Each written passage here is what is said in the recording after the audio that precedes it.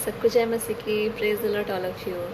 कैसे सारे भाई बहन, मुझे विश्वास है सब प्रभु में बहुत बहुत आनंदित होंगे, आशीषित होंगे। हालेलुया। एक बार फिर से आपकी बहन आप लोगों के सामने आई प्रभु यीशु मसीह का पवित्र कलाम लेके। चलिए छोटी सी प्रार्थना करते हैं वचन शुरू करने से पहले। धन्यवाद प्रभु, प्रार्थना करते प्रभु यीशु। एक बार फिर से पिता आपके सामने आते खुदावन, आपके पवित्र कलाम को इन भाई बहनों तक पहुंचाने प्रभु यीशु मसीह, आपने जो मुझे बोझ दिया है पिता, हे पवित्र आत्मा मुझे गाइड करें ताकि मैं इन लोगों को समझा सकूं पिता। आज जो वचन खुदावन ये समझे, ईमान ला सके, वचन पे बने रहें, अड़े रहें, खड़े रहें। दुष्ट की ताकतें इनकी जिंदगी में कार्य न करे प्रभु यीशु मसीह, इन जीसस नेम आमीन। आज का वचन है बाइबल मांस खाने के विषय में क्या कहती है, क्या मांस खाना गुनाह है।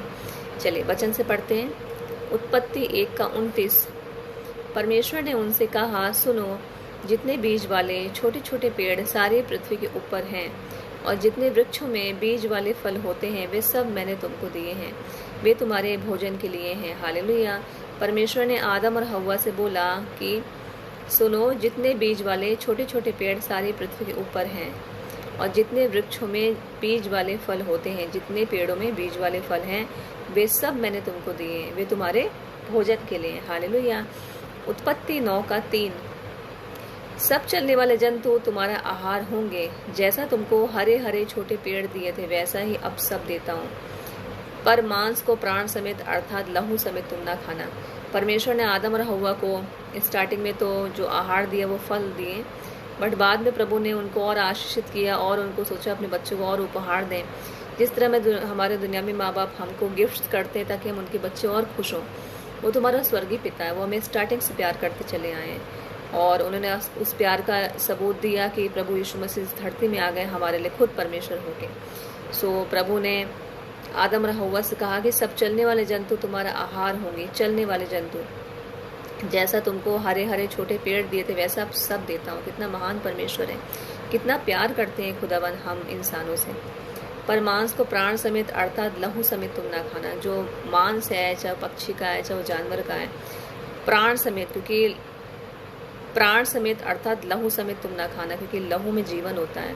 हालेलुया। चाहे वो इंसान का हो चाहे जानवर का, क्योंकि जब जानवर की उत्पत्ति करी, जब जानवर को बनाया, पक्षी को बनाया, तो इनको भी आशीषित किया था खुदावन की फूलो फलो और धरती में भर जाओ। हालेलुया। सो बोला है परमेश्वर ने कि तुम प्राण समेत अर्थात लहू समेत ना खाना। अब इसमें बात आई है प्राण। अगर बहुत लोग कहते हैं जानवरों में, पक्षियों में या कीड़े मकोड़ों में आत्मा होती है, सो उनको दर्द होता है, हमें पाप चढ़ेगा, हम नहीं खाते, हम बाबा नॉनवेज भी नहीं खाते। नॉनवेज तुम खाते हो। सो वचन में अगर इनमें आत्मा होती तो वचन में आत्मा का वर्णन होता कि इनमें आत्मा होती। सो इनमें आत्मा नहीं होती जानवरों पक्षियों में या कीड़े मकोड़ों में। ये अगर एक बार मर जाते हैं इन लोग का अस्तित्व खत्म हो जाता है। हालेलुया। सो इनमें प्राणी ठहराए गए हैं प्रभु ने। जानवरों में, पक्षियों में, कीड़े मकोड़ों में ओनली प्राण है, न कि आत्मा है। हालेलुया। और अगर आपका मन आपको दोषी करार करता तो आप मत खाइए, अगर आपका मन आपको दोषी करार नहीं करता तो आप खा सकते हैं, ऐसा कुछ भी नहीं है। मरकुस 7:15।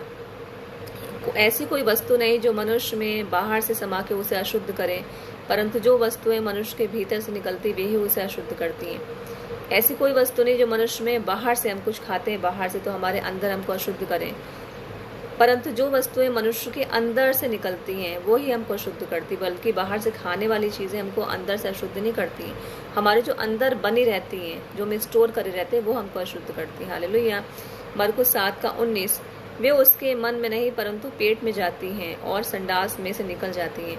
जो हम खाते हैं हमारे मन में नहीं ठहरती हैं, हमारे पेट में जाती हैं और संडास में से निकल जाती हैं। यह कह के परमेश्वर ने सब भोजन वस्तु को शुद्ध ठहराया। मरकुस 7:21। भीतर से अर्थात मनुष्य के मन से बुरे बुरे विचार, व्यभिचार, चोरी, हत्या, पर स्त्री गमन, लोभ, दुष्टता, छल, लुचपन, कुदृष्टि, निंदा, अभिमान और मूर्खता निकलती है। ये सब बुरी बातें भीतर ही से निकलती है और मनुष्य को अशुद्ध करती है। हालेलुया।